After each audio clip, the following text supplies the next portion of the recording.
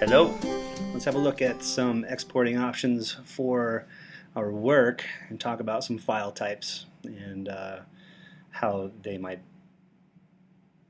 interact with other programs and software that we use. So I have this Leaf file open in Illustrator. So this first video is going to be about Illustrator and getting out of it what we need with other file types. Okay, and then the next one will actually deal with InDesign. So here is this leaf. This leaf has some artwork. It's just a vector creation that I made for a project or exercise that we worked on earlier. You should still have it. If not, maybe I'll just include it in this session's downloads. So the artwork that we see here in my layers is broken down to just the information, come on there, that is the leaf. Okay, so there is no solid behind here, but we have white, right? That is the artboard default background color. It's white. Little did you know that there actually is a transparency going on here. If I go to my view menu and say let's hide or show the transparency grid, it reveals that checkerboard background, which we're accustomed to seeing in programs like Photoshop. Okay, so now that definitely reminds us that the artwork that is present in this file is the leaf and the leaf only. So if I save this as an Illustrator file, it's just going to behave the way that you would expect it to be. It doesn't matter if there's a background or not. It's just the artwork of the leaf, and we're good. So what about other formats? I did go over exporting as a PDF, right, for our door hanger. If I was to save a PDF of this file, it will give me the default background of white. I don't get to save the transparency in the PDF. So let's look at some options. What do we have here? The first option is save as or save a copy. I like to do save a copy. That way I don't leave this document. If you do save as, it just replaces the document that you had open with this new version that you just saved. When you do a copy, it saves it in the background in whatever folder or destination you set it up to do. So save a copy. I can name it, whatever. But at the bottom, this is where the formats come in. So we can do an EPS file, which stands for Extended PostScript, or an Illustrator template if I was trying to create a template for somebody else. There's the PDF, and then we have SVGs. We'll probably never use those.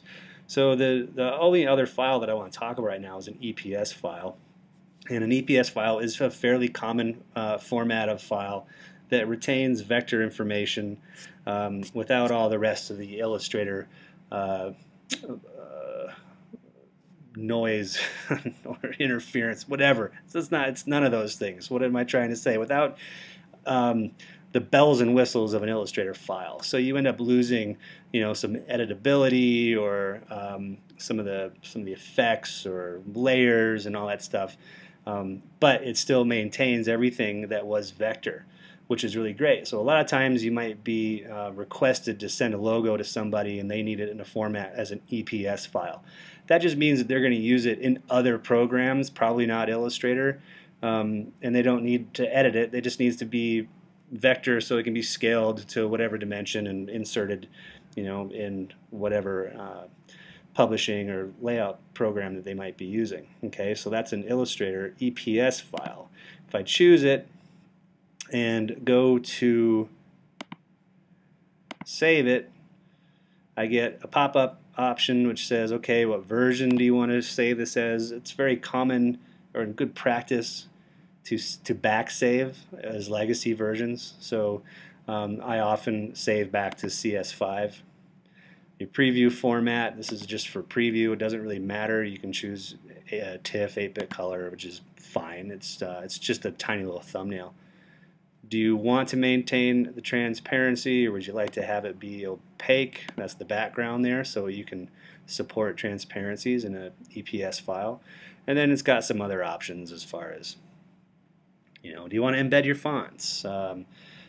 Usually, if you're sending off something as an EPS file, you have already outlined your fonts anyways, so that you don't have to worry about font trouble.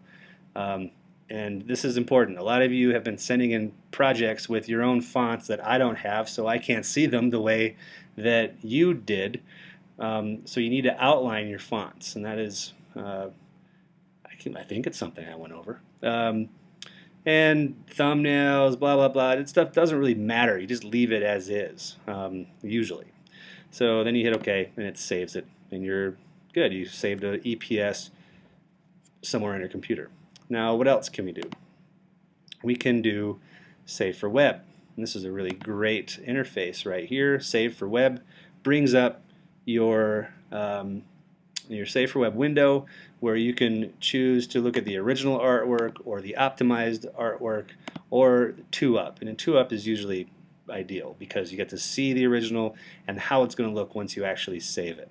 So there are a few little tools you can use here, but generally it's more about just getting this thing out of here.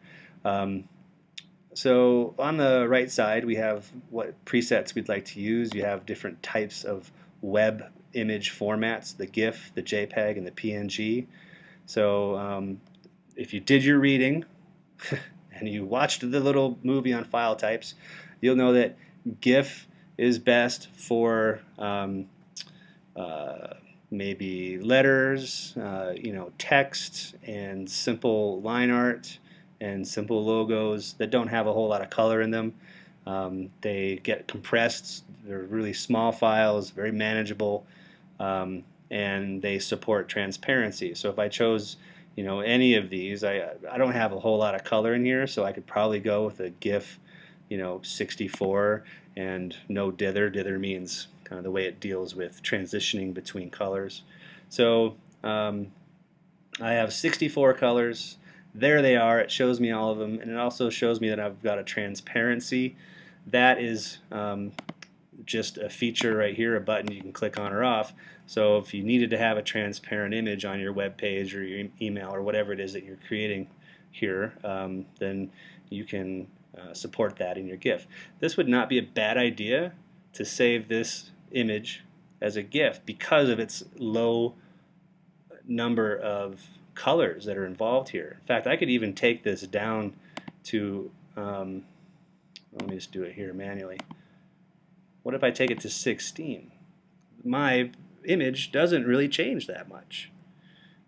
So this file is going to get super, super small. I just reduced it by like a third. Okay, if I go to 8, it's starting to maybe have a little bit of some trouble on the edges, I can see, but it's not bad. It's all about what can you sacrifice, what's the intention of this thing, right? This is not a photograph, so I would not use a GIF. This is a low color image that has transparency. So, GIF could be my hero here.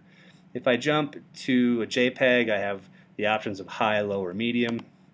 Regardless of which ones you pick, you can also change that to maximum or very high. So that just means the quality of the compression, the amount of the compression. I have a slider for that here. What's the quality? So a high is 60%, which is kind of interesting because you would think high would be higher than 60%. You'd think that medium would be somewhere around 60, but this works and ends up creating a file that does not support transparency. There is no option for transparency, so it puts a default matte behind your image, and at this point it's white, but you could change it to anything. You could have it be black, or you could choose your own color, and you're basically defining your how you're going to fill in the rest of the image. Because it's a JPEG, it needs to have some sort of pixel information in there.